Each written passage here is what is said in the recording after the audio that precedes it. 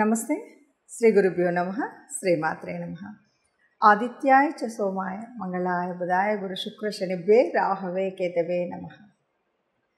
జపాకుస్మ సంకాశం కాశ్యపేయం మహాధృతిం తమౌర్యం సర్వపాపగ్నం ప్రణతోస్మి దివాకరం. గ్రహరాజు అయినటువంటి రవిరాజుకు నమస్కరిస్తూ మాస ఫలితాలు. ప్రతి మాసం కూడా మారుతున్నటువంటి గ్రహాలకు అనుగుణంగా మాస ఫలితాలు మారుతూ ఉంటాయి. మరి ప్రతి మాసంలో మాస ఫలితాలు చెప్పుకోవాలా అంటే తప్పనిసరిగా చెప్పుకుంటే వచ్చేటువంటి మనం తీసుకునేటువంటి నిర్ణయాలు కానీ, చేయవలసినటువంటి పనులు కానీ, ఎలా చేయాలి, ఏ ప్రణాళికలు వేసుకోవాలి, ఏవి చేయకూడదు అనేటువంటి ఒక సరి అయిన దిశా నిర్దేశనం జరుగుతుంది. కాబట్టి మనం ప్రతి మాసంలో మాస ఫలితాలు, అలాగే పక్ష ఫలితాలు, వీలును బట్టి వార ఫలితాలు ఇలా చెప్పుకోవడం అనేటువంటిది జరుగుతుంది. గ్రహాలు అనేవి నిరంతరం నిత్యం కదిలేటువంటివి. ఆ గ్రహాల యొక్క కదలిక ఏదైతే ఉందో దాన్ని మనం గోచారం అంటున్నాం. గోచారం మూలంగా అంటే జన్మజాతకంలో మనకు గ్రహస్థితి ఎలా ఉన్నా ఈ మారుతున్నటువంటి గ్రహాలు భూమి మీద ఉన్నటువంటి మానవుల మీద చూపెట్టేటువంటి ప్రభావానికి తగినట్టుగా మనం ఎలా చేసుకోవాలి, ఏం చేసుకోవాలి అని చెప్పుకోవాలి. ఆ విధంగా చూస్తే మరి ఈ మే మాసం అంటే ఏప్రిల్ 2024 మే మాసంలో గ్రహస్థితి ఎలా ఉంది, దీనికి ముందుగా అసలు గ్రహాలు ఎలా ఉన్నాయి, ఒక్కొక్క గ్రహం ఎక్కడెక్కడ ఉపస్థితిలో ఉన్నాయి ఇది కనుక చూస్తే ముందుగా మేషరాశిలో రవి ఉన్నాడు, గురువు ఉన్నాడు మొట్టమొదటి రోజు.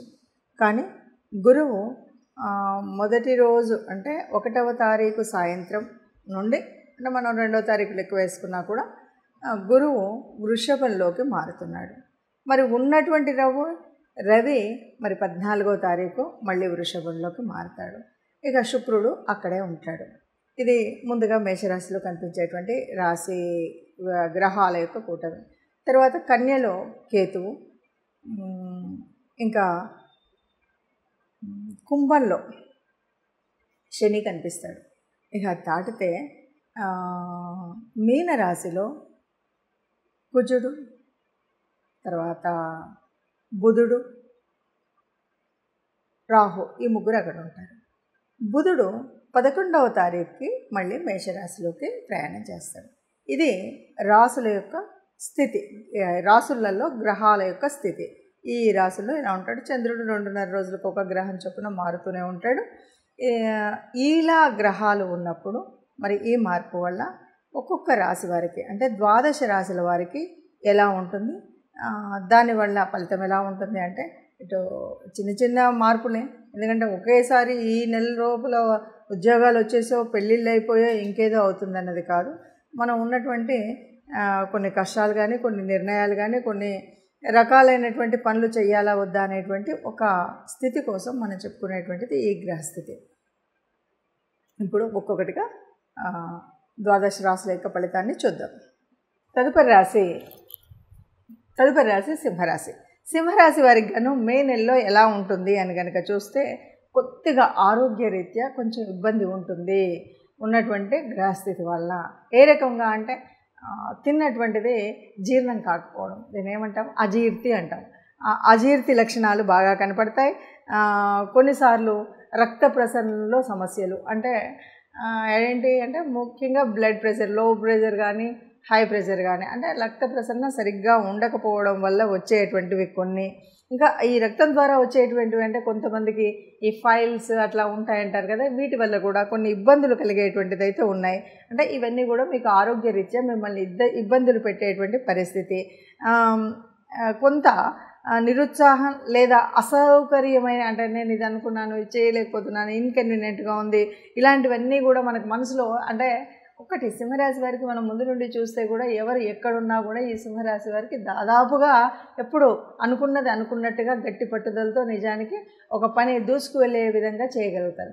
అలాంటి వాళ్ళకు ఏదో ఆరోగ్యరీత్యా కానీ, ఆర్థిక పరంగా కానీ కొంత అసౌకర్యం వచ్చినప్పుడు ఇబ్బంది అనిపిస్తుంది. ఈ అసౌకర్యం వచ్చినప్పుడు ఇబ్బంది వచ్చింది కదా అని పూర్తిగా డీలా పడిపోయి మనం ఏం చేయకపోతే సరి అయినటువంటిది కాదు కదా. దీనికోసం ఏం చేయాలి? ఆ అసౌకర్యాన్ని తొలగించుకోవడం కోసం మనం ఏం చేయాలి?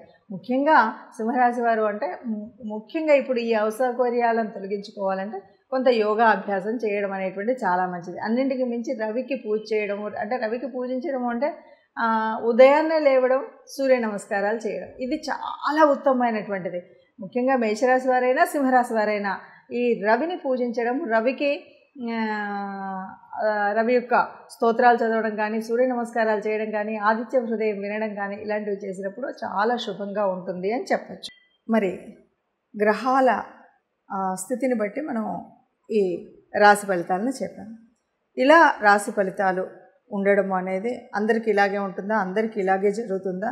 అంటే మీరు చెప్పారు కానీ మీరు చెప్పినటువంటి ప్రమాదం జరగలేదు, లేదా మీరు చెప్పినటువంటి మీరు అన్నటువంటి అదృష్టం కలగలేదు, ఇలాంటి అనుమానాలు చాలామందికి వస్తాయి.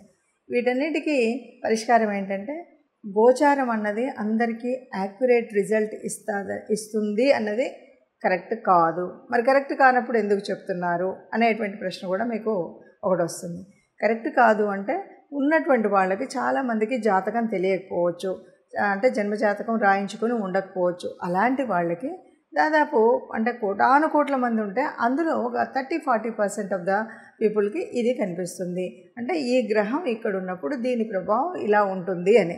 ఎప్పుడు ఈ జన్మజాతకంలో ఉన్నటువంటి గ్రహాలు పూర్తిగా మంచి చేసే విధంగా ఉన్నాయా, యోగించని ఉన్నాయా అన్నదాన్ని బట్టి ఉంటాయి. అంటే గ్రహాల స్థితి, యుతి, వాటి యొక్క దృష్టి, ఇవన్నీ కూడా ఇప్పుడు మారుతున్నటువంటి గ్రహాలే కాదు, జన్మజాతక కుండలిలో ఉన్నటువంటి ఆ దృష్టిని బట్టి, ఆ యుతిని బట్టి, ఆ యోగించే గ్రహాలను బట్టి ఉంటుంది. వీటితో పాటు దశ, అంతర్దశలు, జరుగుతున్నటువంటి దశలేంటి, అంతర్దశలేంటి, ఇవి ఇప్పుడు మనకు యోగించేవా కావా, వీటన్నింటిని బట్టి ఫలితం ఉంటుంది. కాబట్టి సహజంగా ఏదైనా సరే పూర్తి మనకు జీవితంలో ఎలా ఉంటుంది అని తెలుసుకోవాలి. లేదు ఈ నెలలో ఒక చిన్న పని చేయాలి, చిన్నది ఆరంభించాలి అంటే ఇలా చూస్తే సరిపోతుంది. అలా కాదు, మా జన్మరీత్యా ఉన్నటువంటి దాని ప్రకారంగా నేను ఎప్పుడు పుట్టానో తెలుసు, date of birth, place of birth, time of birth తెలుస్తుంది అనుకుంటే మీకు నచ్చినటువంటి జ్యోతిష్యుల ద్వారా మీ యొక్క జన్మకుండలిని వేయించుకున్నట్టయితే మీ యొక్క పూర్తి జ్యోతిష్యం అనేది తెలుస్తుంది. దానివల్ల ఏ వయసులో ఎలాంటి ఉన్నతి ఉంటుంది, ఎలా ఉంటుంది, సంతానం ద్వారా ఎలా ఉంటుంది, సంతానం ఎలా ఉంటుంది, ఇవన్నీ విషయాలు తెలుస్తాయి. అలాగే ఫైనాన్షియల్గా కానీ, ఉద్యోగరీత్యా కానీ, వచ్చేటువంటి భార్య ద్వారా కానీ ఇవన్నీ కూడా మనకు పూర్తిగా మీ జన్మజాతకంలో మీకున్నటువంటి అంటే మీరు పుట్టిన సమయం ఇవన్నీ పూర్తిగా తెలిసినట్టయితే మీకు తెలిసినటువంటి జ్యోతిష్యుల ద్వారా ఇది పూర్తిగా మీరు సమన్వయం చేసుకున్నట్టయితే సరిగ్గా ఉంటుంది అని చెప్పవచ్చు. సర్వే జన సుఖినో భవంతు. నమస్తే.